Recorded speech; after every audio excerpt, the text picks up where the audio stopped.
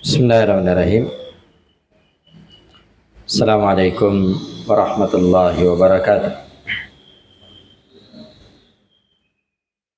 Alhamdulillahirabbil alamin. Wal aqibatu lil muttaqin. Wala udwana illa 'alal zalimin. Asyhadu an la ilaha illallah wahdahu la syarika lah. Wa asyhadu anna Muhammadan 'abduhu wa rasuluh. Sallallahu alaihi wa ala alihi wa sallama tasliman katsira. Amma ba'd. Kaum muslimin dan muslimat, al-ikhwah wal akhwat rahimani wa rahimakumullah. Alhamdulillah, kita senantiasa bersyukur dan memuji Allah Subhanahu wa taala di kesempatan sore hari ini dengan izin dan kemudahan dari Allah Subhanahu wa taala. Kembali kita melanjutkan kajian kita, dan insyaallah di kesempatan sore hari ini kita akan memulai pembahasan kitab Bulughul Maram karya Al-Imam Ibnu Hajar Al-Asqalani rahimahullahu ta'ala. Dan sedikit tentang penulis. Beliau dikenal dengan Ibnu Hajar. Ya, dikenal dengan Ibnu Hajar. Nama beliau adalah Ahmad bin Ali. Ya, nama beliau adalah Ahmad bin Ali bin Muhammad bin Ali bin Mahmud bin Ahmad bin Hajar. Ya, jadi nama beliau adalah Ahmad bin Ali. Nah, dan beliau lebih dikenal dengan Ibnu Hajar Al-Asqalani. Ya, dikenal dengan kakeknya yang berasal dari Asqalan. Dan Asqalan itu sendiri tepatnya di Palestina. Nah, di Palestina.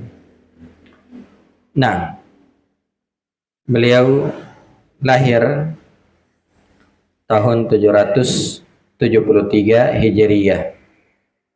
Tahun 773 Hijriyah. Nah, dan beliau sebagaimana ulama yang lain itu sangat antusias di dalam mempelajari agama. Dan beliau melakukan perjalanan ke berbagai negeri ya untuk belajar. Di antaranya beliau belajar di dua kota haram, yaitu kota Mekah dan Madinah. Ya, dan saat itu beliau masih berumur 12 tahun.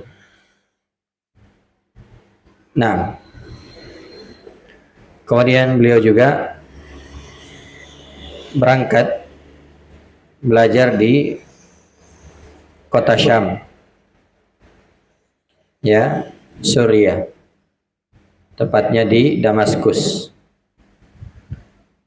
Dan beliau juga belajar di Baitul Maqdis, dan juga pernah ke negeri Yaman, rahimahullahu ta'ala. Dan beliau memiliki banyak karya tulis. Yang paling terkenal adalah kitab Fathul Bari, Syarah Sahih Al-Bukhari. Ya. Dan beliau juga memiliki kitab dalam ilmu hadis. Nah, dan salah satu karyanya adalah yang kita akan kaji insyaallah, yaitu kitab Bulughul Maram. Ya, kitab Bulughul Maram. Nah, dan kitab Bulughul Maram ini ya adalah kitab yang menghimpun hadis-hadis terkait dengan fikih. Ya, karena itu diawali dengan kitab Taharah, kemudian salat, ya, dan seterusnya dari pembahasan fikih, ya, pembahasan fikih. Dan di antara keistimewaan kitab Bulughul Maram ini, di akhir kitab itu ada Kitabul Jami', kitab yang menghimpun tentang adab-adab, ya, yang membahas terkait dengan adab. Dan ini mungkin sebagai isyarat bahwa tahara itu terbagi dua. Ya, tahara itu terbagi dua. Ada tahara hissiyah. Tahara hissiyah itulah tahara yang terkait dengan badan, pakaian, tempat. Dan tahara hissiyah ini bisa dilakukan dengan mandi atau berwudu atau dengan tayammum. Demikian juga menghilangkan najis dengan air atau tanah. Nah, ini tahara hissiyah dan itu dibahas oleh Ibnu Hajar di awal kitab. Kemudian yang kedua ada tahara ma'nawiyah. Ada tahara ma'nawiyah. Itulah tahara yang terkait dengan hati. Ya, tahara yang terkait dengan hati. Ya, membersihkan hati dari berbagai kotoran seperti syirik. Ya. Demikian juga bid'ah, hasad, iri, dengki, dan selainnya dari hal-hal yang bisa mengotori hati. Ya, itu disebut dengan taharah ma'nawiyah. Ya, taharah yang terkait dengan hati. Dan itu dibahas oleh Ibnu Hajar di akhir kitab. Itulah kitab Kitabul Jami'. Itulah Kitabul Jami'. Nah, jadi ini keistimewaan kitab Bulughul Maram. Kitab Bulughul Maram di awal membahas tentang fikih dan di akhir ada Kitabul Jami' terkait dengan adab dan akhlak. Nah, kemudian selanjutnya masih terkait dengan kitab.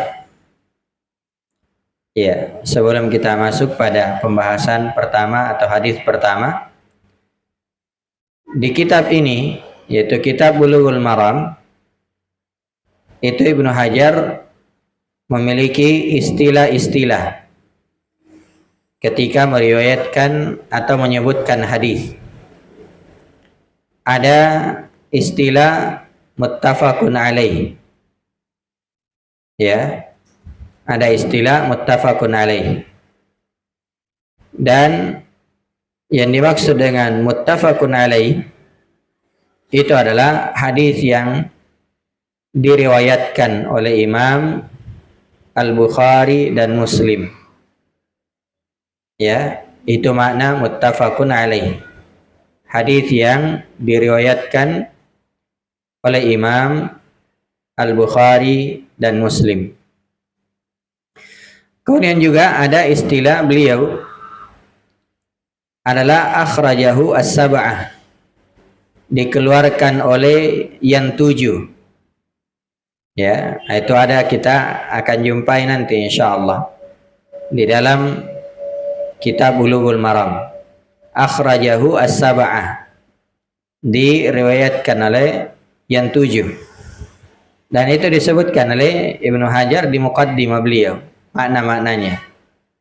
Ya, yang dimaksud dengan yang 7, diriwayatkan oleh yang 7 atau dikeluarkan oleh yang 7, itu adalah Imam Ahmad, Al-Bukhari, Muslim, Abu Daud,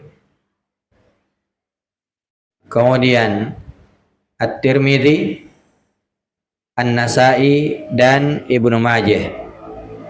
Ini yang dimaksud dengan akhrajahu as-sab'ah, dikeluarkan oleh yang 7, yaitu Imam Ahmad, Al-Bukhari, Muslim, Abu Daud, At-Tirmidzi, An-Nasa'i, dan Ibnu Majah. Ini makna akhrajahu, ya, as-sab'ah. Kemudian akhrajahu as-sittah, dikeluarkan oleh yang 6. Ya, kalau dikeluarkan oleh yang 6 berarti selain Imam Ahmad. Ya, berarti hadis itu diriwayatkan oleh Imam Al-Bukhari, Muslim, Abu Daud, At-Tirmidzi, An-Nasa'i, dan Ibnu Majah. Ya. Kemudian akhrajahu al-khamsah, dikeluarkan oleh yang 5. Ya. Jadi nanti itu Ibnu Hajar di Bulughul Maram tidak menyebutkan lagi nama-namanya, tapi langsung dikeluarkan oleh yang 4, dikeluarkan oleh yang 5. Ya. Apa makna kalau dikeluarkan oleh yang 5? Ya, yaitu selain Al-Bukhari dan Muslim. Berarti hadis itu diriwayatkan oleh Imam Ahmad, Abu Daud, kemudian At-Tirmidzi, An-Nasa'i, dan Ibnu Majah. 5. Ya. Demikian juga kata beliau, wa qad aqul al-arba'ah wa Ahmad. Hadis ini diriwayatkan oleh yang 4. Ya, dan Ahmad. Berarti sama dengan al-khamsah. Ya, itu kadang juga ada istilah itu, arba'ah dan Ahmad. Kemudian yang dimaksud dengan arba'ah, ya, dikeluarkan oleh yang 4, berarti selain Imam Ahmad, Al-Bukhari, dan Muslim. Ya, selain Imam Ahmad, Al-Bukhari, dan Muslim. Berarti hadis itu diriwayatkan oleh Imam Abu Daud, At-Tirmidzi, An-Nasa'i, Ibnu Majah. Itu makna diriwayatkan oleh yang 4, Abu Daud, At-Tirmidzi, An-Nasa'i, dan Ibnu Majah. Atau biasa juga disebut dengan istilah ashabus sunan. Ya. Kemudian dikeluarkan oleh imam yang 3. Ya.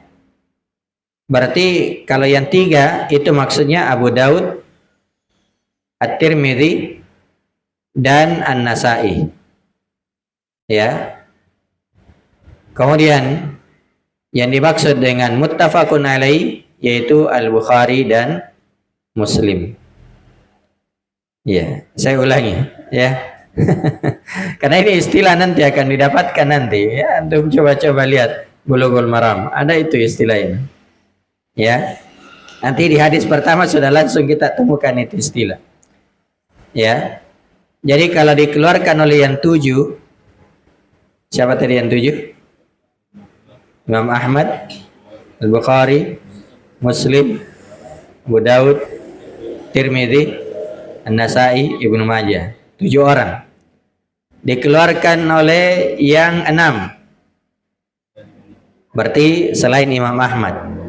Ya, keluarkan saja Imam Ahmad. Berarti hadis itu diriwayatkan oleh Imam Al-Bukhari, Muslim, Abu Daud, Tirmidzi, Nasa'i, Ibnu Majah. Dikeluarkan oleh yang 5. Berarti selain Bukhari dan Muslim. Berarti hadis itu dikeluarkan atau diriwayatkan oleh Imam Ahmad, Abu Daud, At-Tirmidzi, Nasa'i, Ibnu Majah. Dikeluarkan oleh yang 4. Selain Ahmad, Bukhari, Muslim. Berarti hadis itu diriwayatkan oleh Imam Abu Daud, At-Tirmidzi, Nasa'i, Ibnu Majah. Ya, atau biasa disebut dengan ashabus sunan, pemilik sunan. Ya. Dikeluarkan oleh yang 3. Berarti Abu Daud, At-Tirmidzi dan An-Nasa'i. Kemudian muttafaqun alaih. Yang dimaksud muttafaqun alaih itu adalah Al-Bukhari dan Muslim. Ya, Al-Bukhari dan Muslim. Baik. Selesai istilah-istilah. Kemudian ya, kita masuk pada pembahasan. Dikatakan kitabut taharah. Kitabut taharah.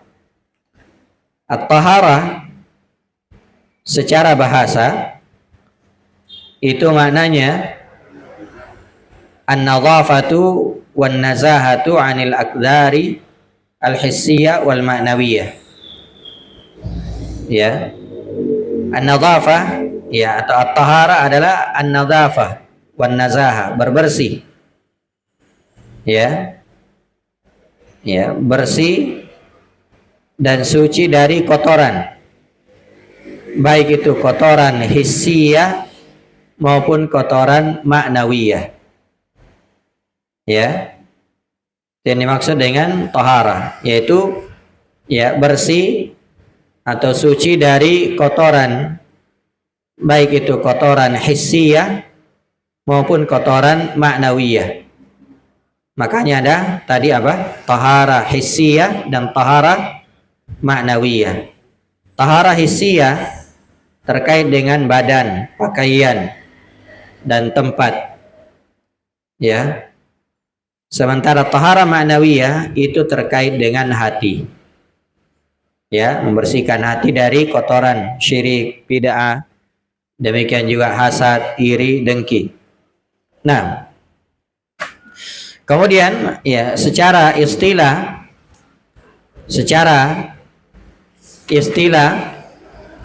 tahara itu adalah irtifa'ul hadathi wa ma fi ma'nahu wa zawalul khabath. Ya, tahara secara istilah adalah mengangkat hadas, ya, mengangkat hadas dan apa yang semakna dengannya serta menghilangkan najis. Ini makna tahara.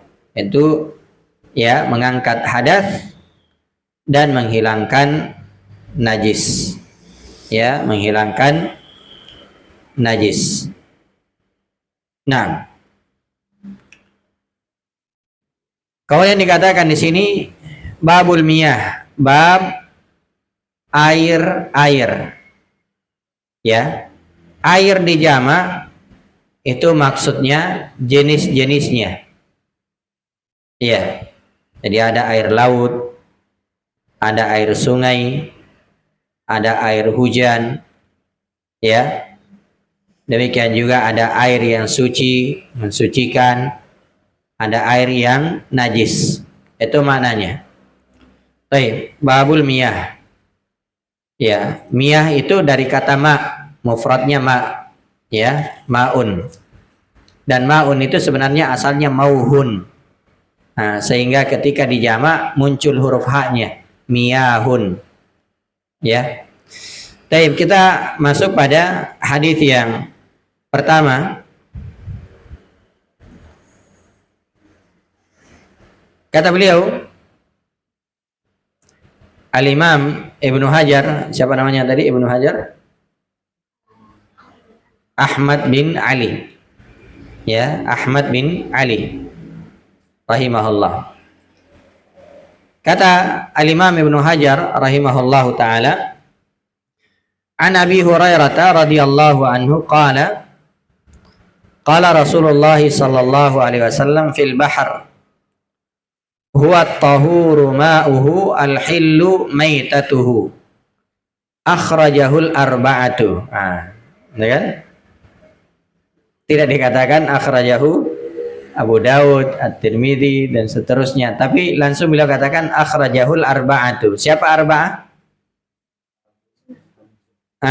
Abu Daud, Tirmidzi, An-Nasa'i dan Ibnu Majah. Berarti hadis ini dikeluarkan oleh Abu Daud, At-Tirmidzi dan An-Nasa'i serta Ibnu Majah. Ya. Ya kata beliau akhrajahul arba'atu wa Ibnu Abi Syaibah wal lafdhu lahu wa sahahu Ibnu Khuzaimah wa Tirmidzi wa rawahu Malik wa Syafi'i wa Ahmad. Kata beliau dari Abu Hurairah radhiyallahu anhu, beliau berkata Rasulullah sallallahu alaihi wasallam bersabda tentang air laut. Kata fil bahar ini bukan ya ucapannya Nabi sallallahu alaihi wasallam, tapi ini ucapan penulis. Ucapan Ibnu Hajar. Ya. Ucapannya Nabi SAW adalah huwat tahuru ma'uhu al-hillu maitatuhu. Ya. Bahwasanya air laut itu ya atau laut itu airnya suci dan bangkainya halal. Dan bangkainya halal. Hadis ini diriwayatkan oleh Imam yang 4, yaitu Abu Daud, At-Tirmidzi, An-Nasa'i dan Ibnu Majah, dan juga diriwayatkan oleh Imam Ibnu Abi Syaibah. Ya, dan lafaz baginya disahihkan oleh Ibnu Khuzaimah dan At-Tirmidzi, dan juga diriwayatkan oleh Imam Malik, Asy-Syafi'i dan Imam Ahmad. Ya, diriwayatkan oleh Imam Malik, Asy-Syafi'i dan juga Imam Ahmad. Nah, jamaah yang dimuliakan oleh Allah Subhanahu wa taala, Abu Hurairah nama beliau adalah Abdurrahman bin Sakhr. Ya, nama beliau adalah Abdurrahman bin Sakhr. Ya. Beliau menceritakan dari Nabi SAW tentang air laut. Ya. Maka Nabi SAW menyebutkan bahwa air laut itu suci. Demikian juga bangkainya halal. Dan hadis ini sebenarnya ada asal usulnya yang disebut dengan istilah sababul wurud. Ya. Sebab yang melatar belakangi hadis ini diucapkan oleh Nabi SAW. Ya. Jadi kalau hadis itu ada namanya sababul wurud. Kalau Al-Quran ada namanya sababun nuzul, sebab turunnya ayat. Ya, itu kalau Al-Quran, sebab turunnya ayat, sababun nuzul. Kalau hadis disebut dengan istilah sababul wurud. Ya, sebab diucapkannya hadis itu oleh Nabi SAW. Jadi kita ya sebutkan ya sababul wurud dari hadis ini. Disebutkan ya dari Abu Hurairah radhiyallahu anhu bahwasanya jaa rajulun ila Rasulillah sallallahu alaihi wasallam, ya ada seorang laki-laki yang datang kepada Rasulullah sallallahu alaihi wasallam. Faqala ya Rasulullah inna narkabul bahr wa nahmilu ma'ana al-qalila minal ma' fa in tawadda'na bihi 'atishna afana tawadda'u bima'il bahr atau mimma'il bahr. Faqala Rasulullah sallallahu alaihi wasallam huwa at-tahuru ma'uhu al-hillu maitatuhu. Jadi disebutkan bahwasanya ada orang yang datang kepada Nabi sallallahu alaihi wasallam dan berkata, wahai Rasulullah, sungguhnya kami mengarungi lautan. Ya, kami berlayar dan kami hanya membawa sedikit air. Ya, kami membawa sedikit air tawar. Ya.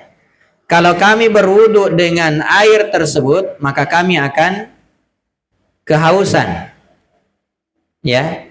Afana tawaddau bima'il bahr? Apakah boleh kami berwudu dengan air laut? Maka Nabi SAW langsung menjawab dengan ini. Huwa tahuru ma'uhu al-hillu maitatuhu. Ya. Air laut itu suci dan bangkainya halal. Ya. Karena itu jamaah yang dimuliakan oleh Allah, sekali lagi kata fil bahr itu bukan ucapannya Nabi SAW, tapi itu ucapannya penulis Ibnu Hajar. Ya. Nah, jadi kala Rasulullah SAW fil bahr, Rasulullah SAW bersabda tentang air laut. Ya, apa ucapannya Nabi SAW? Huwa tahuru ma'uhu al-hillu maitatuhu. Ya. Nah, jamaah yang dimuliakan oleh Allah Subhanahu wa taala, ya. Disebutkan oleh para ulama bahwasanya sabda Nabi sallallahu alaihi wasallam, ya, di dalam hadis ini menunjukkan tentang hukum air laut. Ya, menunjukkan tentang hukum air laut. Bahwasanya huwa tahuru ma'uhu. Ya, airnya suci. Apa maksudnya? Yaitu tahirun fi nafsi. Bihaitsu law waqa'a ma'ul bahri ala jasadika aw thawbika ghairu najis. Ya, ini disebutkan oleh Syekh Abdul Muhsin. Ya. Kata beliau, ya, bahwasanya maksudnya air laut itu suci pada dirinya. Ya. Sehingga kalau air laut itu mengenai jasadmu atau pakaianmu, maka itu bukan najis. Ya. Wa kadzalika yarfa'ul hadats. Ya. Demikian juga selain suci dia ya mengangkat hadas. Ya. Mengangkat hadas. Nah, yakni law anna syakhsan yuridu ayyatawadda minal bahr naqul yajuz. Maksudnya bahwasanya kalau ada orang mau berwudu dengan air laut, maka kita katakan itu boleh. Ya, itu boleh. Demikian juga kalau misalnya ada najis mau dibersihkan dengan air laut, maka itu juga boleh. Ya, itu juga boleh. Nah, kemudian dikatakan al-hillu maitatuhu. Ya, bangkainya halal. Apa maksudnya? Kullu ma yamutu fil bahri mimma ya'ishu fil bahri fahuwa halal. Bahwasanya semua yang mati di laut dan memang hidupnya di laut, maka itu halal. Berarti kalau ada ya kambing, ada kambing hidup di darat, ya, kemudian dibuang di laut mati, ya halal atau tidak? Ya haram. Kenapa? Karena itu bukan hidup di laut. Jadi di sini dikatakan semua yang mati di laut dan memang hidupnya di laut, maka itu halal. Ya, itu halal. Ya. Jadi jami'ul hayawanat allati fil bahri idza matat yajuzu akluha. Semua hewan laut kalau mati maka boleh dimakan. Ya, boleh dimakan. Nah, boleh dimakan. Apakah dia matinya di laut atau ya matinya di luar? Ya, misalnya kita nangkap ikan. Ya, menangkap ikan. Matinya tidak di laut, nanti di darat baru mati, maka halal. Ya, maka halal. Ya. Jadi semua yang hidup di laut, ya, maka itu adalah halal. Ya. Falau anna mathalan samakatan kabiratan wujidat. Ya. Misalnya ada ikan yang sangat besar ditemukan. Ya. Dia terdampar. Ya, terdampar di daratan atau di lautan, misalnya lumba-lumba atau ikan hiu atau apa, ya, yang namanya ikan, biar besar bagaimana, maka itu halal. Ya, itu halal. Ya, bahkan semua, ya, semua binatang laut, hatta alladhi yusamma kalbul bahr, atau hatta alladhi yusamma khinzirul bahr. Ya. Bahkan ya yang disebut seperti anjing laut, babi laut, ya, itu halal. Ya. Dan ini yang dikuatkan oleh ya sebagian besar ulama, termasuk yang disebutkan oleh Syekh Abdul Muhsin bin Muhammad Al-Qasim di dalam syarahnya. Ya, walaupun ada silang pendapat, sebentar kita akan sebutkan silang pendapat tersebut. Ya, tapi yang disebutkan oleh Syekh Abdul Muhsin bin Muhammad Al-Qasim bahwasanya ya anjing laut, ya demikian juga, ya, adakah babi laut? Ada. Ya, pokoknya kalau dia tinggal di laut, ya halal. Ya, kecuali mungkin bangkai kapal. Ya. Bangkai kapal, nah, tidak bisa dimakan. Dan ini, ya, kata Syekh Abdul Muhsin hafizahullah, wa hadza min fadlillahi azza wa jalla wa amtinanihi ala ibadihi. Ini merupakan karunia dan nikmat Allah kepada hamba-hambanya. Ya, Allah Subhanahu wa taala berfirman, "Uhilla lakum saydul bahr." Dihalalkan bagi kalian buruan laut. Ya, buruan laut. Nah, maka ya dibolehkan. Demikian juga ya wa ta'amuhu mata'an lakum. Makanannya yaitu makanan dari laut itu adalah mata'an lakum. Nah, menunjukkan bahwa boleh ya seorang itu memakan apa saja yang dari laut. Kemudian di dalam hadis ini terdapat beberapa faedah. Ya, yang pertama, ya, disebutkan oleh Syekh ya Abdullah bin Abdurrahman Al-Bassam rahimahullahu taala dalam kitab beliau Tawdihul Ahkam Syarah Bulughul Maram, ya, karena kitab Bulughul Maram ini sangat banyak syarahnya. Ada syarahnya Ibnu Utsaimin, ya, ada syarahnya ya Syekh ya Muhammad Luqman As-Salafi, ya, ada syarahnya ini Syekh Abdullah Al-Bassam, ya, termasuk juga ada syarah dari Syekh Abdul Muhsin bin Muhammad Al-Qasim, pengajar di Masjid Nabawi, imam dan khatib di Masjid Nabawi. Ya.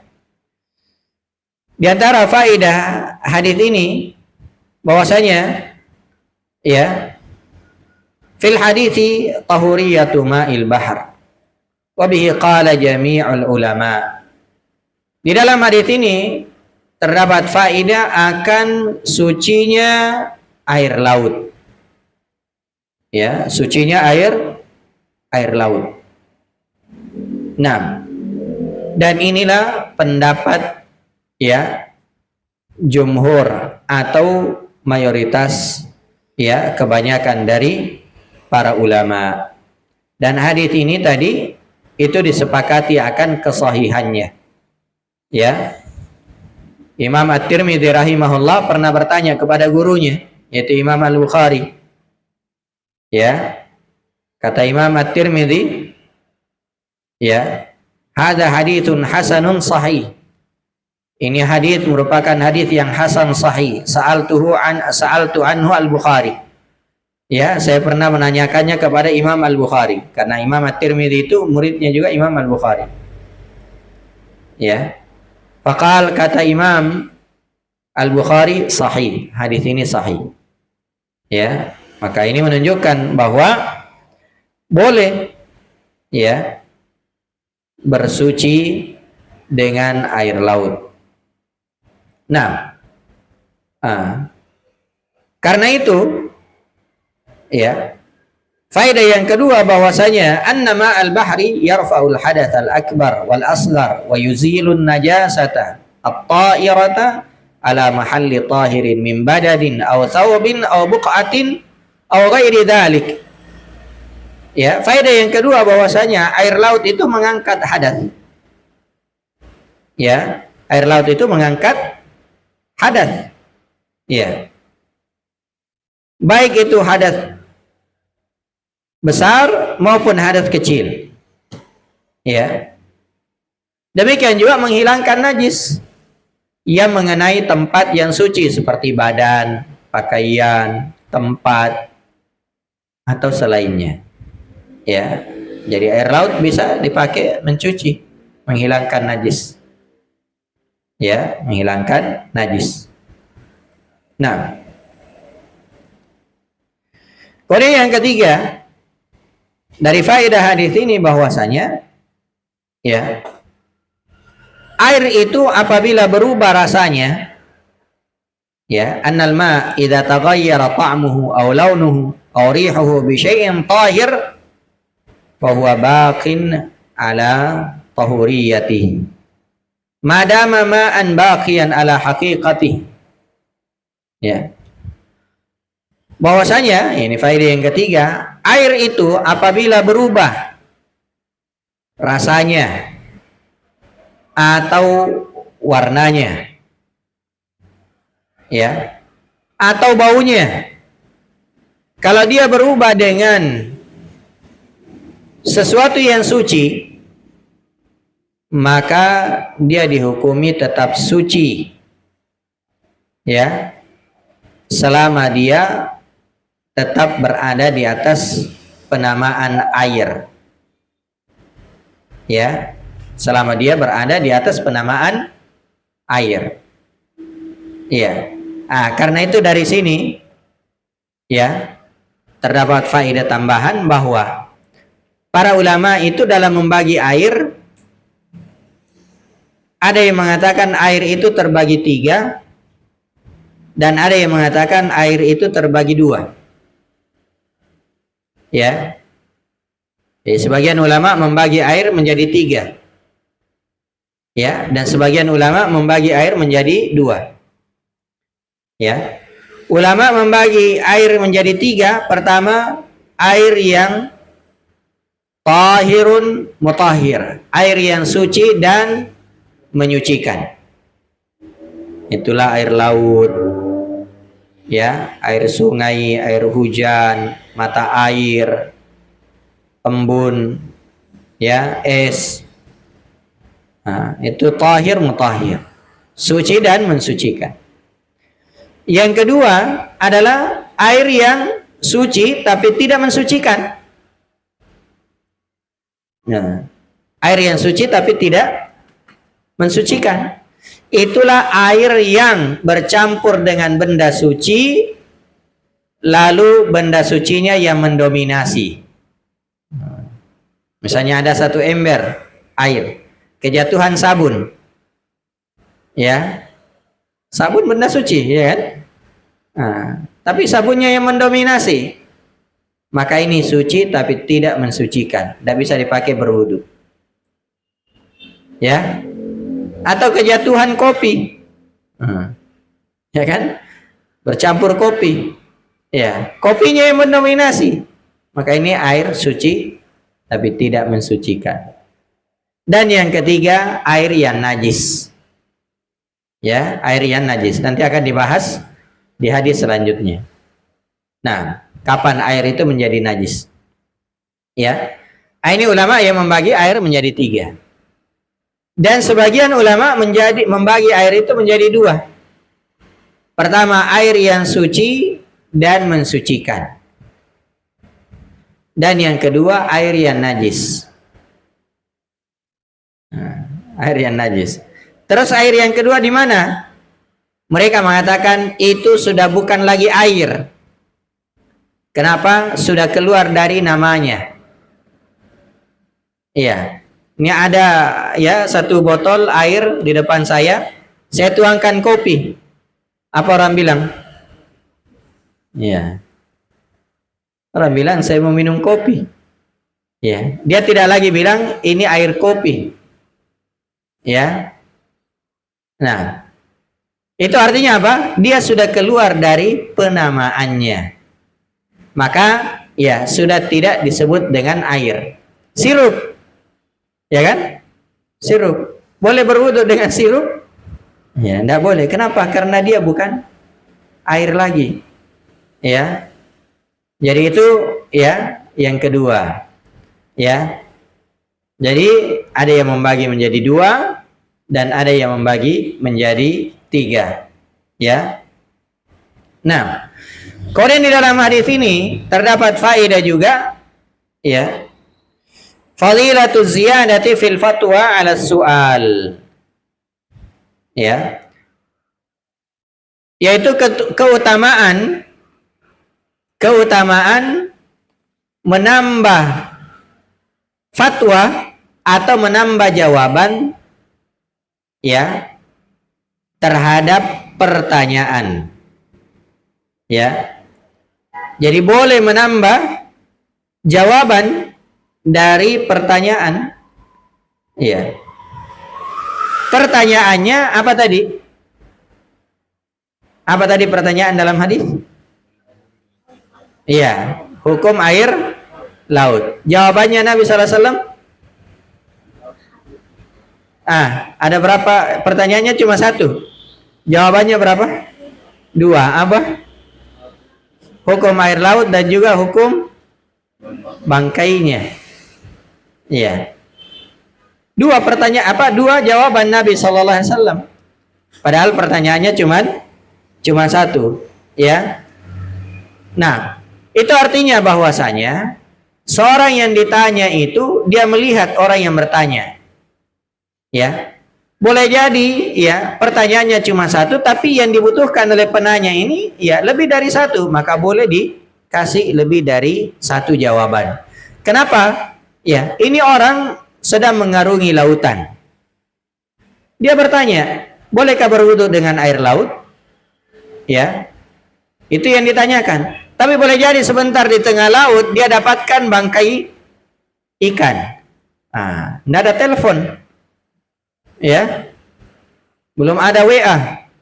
Ya. Tidak mungkin bertanya lagi, balik lagi, capek. Maka disitulah dilihat oleh Nabi sallallahu alaihi wasallam, maka diberi juga jawaban bangkainya juga halal. Dan itu semakna dengan ya ketika Nabi Musa alaihissalam ditanya, itu bisa dilihat di surah Thaha mulai dari ayat 17. Nabi Musa ditanya, wa matil kabiyaminika ya Musa, apa itu di tangan kananmu wahai Musa? Ya, maka Nabi Musa alaihissalam berkata, ya, qala hiya asaya, ini adalah tongkatku. Kan cuma itu jawabannya sebenarnya. Ya, tapi beliau tambah, ya, atawakkau 'alaiha wa ahusyu biha 'ala ghanami wa liya fiha ma'aribu ukhra. Dikasih jawaban lebih dari pertanyaan. Ini tongkatku, saya bisa bersandar, saya bisa menggiring ya ternak-ternakku dan juga urusan-urusan yang lain. Ya. Jadi pertanyaannya cuma satu tapi jawabannya lebih dari satu. Menunjukkan bahwasanya seorang mufti atau orang yang ditanya itu melihat kondisi atau keadaan orang yang bertanya, apa yang dibutuhkan, Nah, kemudian jemaah yang dimuliakan oleh Allah Subhanahu wa taala, ya. Di dalam hadis ini juga terdapat faedah sebagaimana yang disebutkan oleh Syekh Abdul Muhsin bin Muhammad Al-Qasim hafizahullah, bahwasanya annahu yajibu 'alal insani ayyas'ala an umuri dinihi wala haya fi dzalik. Ya. Wajib, ya, ini faedah yang keberapa? Ya. Wajib bagi seorang untuk menanyakan perkara agamanya dan tidak boleh dia malu-malu. Ya. Tidak boleh dia malu-malu. Ya. Maka wajib, ya, bagi seorang untuk menanyakan perkara agamanya. Ya, nanti akan ada pembahasan, ya, bagaimana seorang wanita datang kepada Nabi SAW menanyakan, ya Rasulullah, gimana hukumnya kalau perempuan itu mimpi? Ya, apakah dia mandi juga? Nah, ini kan pertanyaan yang mungkin orang agak malu menanyakannya, tapi masalah agama tidak ada kata malu. Nah, tidak ada kata malu. Nah, seorang harus, ya, menanyakan terkait dengan perkara-perkara agamanya. Nah, kemudian jamaah yang dimuliakan oleh Allah, ya, di sini juga ada sedikit silang pendapat, ini yang kita sebutkan tadi. Ya. Atau sebelumnya masih ada faedah yang lain. Ya, di dalam hadis ini juga terdapat faedah, ya, jawazu rukubil bahri li ghairi hajjin wa umratin wa jihad. Bolehnya mengarungi lautan, ya, walaupun bukan untuk beribadah haji, umrah ataupun berjihad. Ya. Nah, jadi boleh, ya, seorang mengarungi lautan. Nah, kemudian Imam Syafi'i rahimahullah berkata tentang hadis ini. Kata beliau, hadal haditsu nisfu ilmi taharah. Hadis ini merupakan setengah ilmu taharah. Ya. Ini kata Imam Syafi'i tentang hadis. Ya, hadal haditsu nisfu ilmi taharah. Hadis ini merupakan hadis, ya, setengah tentang ilmu taharah. Ya. Dan Ibnul Mulaqqin rahimahullah berkata, hadzal haditsu haditsun azim. Hadis ini merupakan hadis yang sangat agung.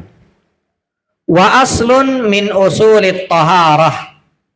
Dia adalah pokok dari pokok-pokok taharah. Ya. Dia adalah pokok dari pokok-pokok taharah. Mustamilun ala ahkamin katsirah wa qawaida muhimmah. Hadis ini mencakup atau berisi hukum-hukum yang sangat banyak dan kaidah-kaidah yang sangat penting. Ya.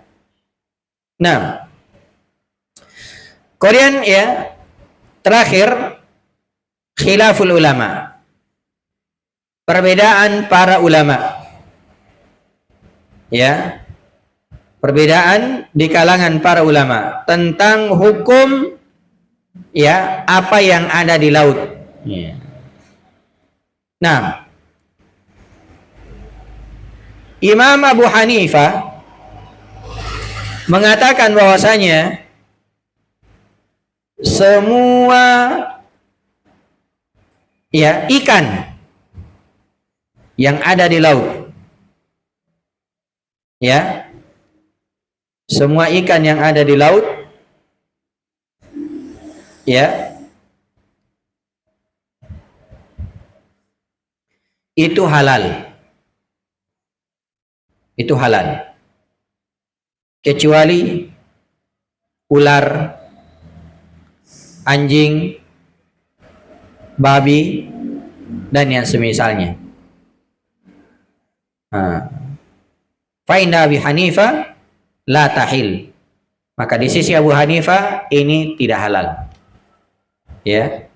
Ular, anjing, ya, babi, anjing laut kan?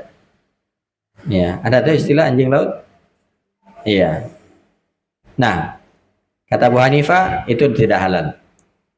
Nah, sementara Imam Ahmad mengatakan bahwasanya Semua yang ada di laut itu halal kecuali difda wal hayya wat timsah, kecuali kodok, ya, ular dan timsah. Apa itu timsah? Buaya. Kata Imam Ahmad, ini tidak halal. Ya. Wa dhahaba al-imamani Malikun wa Syafi'i ila ibahati jami'i hayawanil bahri bila istithna. Sementara Imam Malik dan Imam Syafi'i ya berpendapat akan bolehnya semua hewan laut tanpa ada kecuali. Ya, tanpa ada kecuali. Berdasarkan firman Allah Subhanahu wa taala di surah Al-Maidah ayat 96, "Uhilla lakum saydul bahr." Dihalalkan bagi kalian ya buruan laut. Ya. Dihalalkan bagi kalian buruan laut. Nah, dan ya inilah yang lebih kuat. Ini yang dikuatkan oleh Syekh Al-Bassam, Abdullah Al-Bassam, dan ini juga yang disebutkan oleh Syekh Abdul Muhsin bin Muhammad Al-Qasim sebagaimana yang kita sebutkan tadi, bahwasanya semua hewan laut apa namanya, apapun namanya, maka dia halal. Ya, hanya saja kadang orang itu jijik, ya tak? Mungkin kalau dikasih makan digoreng buaya misalnya, goreng apa? Goreng tepung, ya tak? Nah, wah dia makan, begitu selesai baru dikasih tahu itu tadi buaya, ya, atau itu tadi anjing laut, ya. Dulu, ternyata enak tuh, ya. Nah, tapi kalau sebelumnya dikasih tahu memang mungkin dia, wah, jangan, saya tidak mau makan. Ya, makanya jamaah yang dimuliakan oleh Allah, Nabi SAW itu tidak makan apa? Ya, dhab. Apakah dhab haram atau halal? Halal. Tapi Nabi SAW tidak memakannya. Kenapa? Ya, urf atau kebiasaan Nabi SAW itu adalah hal yang ya apa namanya, sesuatu yang tidak biasa di kalangan beliau. Ya. Tapi di kalangan yang lainnya itu dimakan. Dan Nabi SAW tidak mengingkarinya. Ya, Nabi SAW tidak mengingkarinya. Ya, maka sama dengan ini. Mungkin ada orang yang, saya tidak makan. Kenapa? Jijik. Ya, tapi bukan karena haramnya. Ya, bukan karena haramnya. Nah, jadi wallahu ta'ala alam. Ya, selama hewan itu hidup di laut, ya, maka dia adalah halal. Ya, karena Nabi SAW bersabda, ya huwa tahuru ma'uhu al-hillu maitatuhu. Ya, airnya suci dan bangkainya halal. Demikian juga firman Allah Subhanahu wa taala, ya, wa uhilla lakum saydul bahr, ya, dihalalkan bagi kalian ya saydul bahr, buruan laut. Wallahu ta'ala a'lam. Baik, mungkin ini yang bisa kita kaji di kesempatan sore hari ini, ya. Dan sebelum kita tutup, mungkin kalau ada hal yang ingin ditanyakan, disilakan.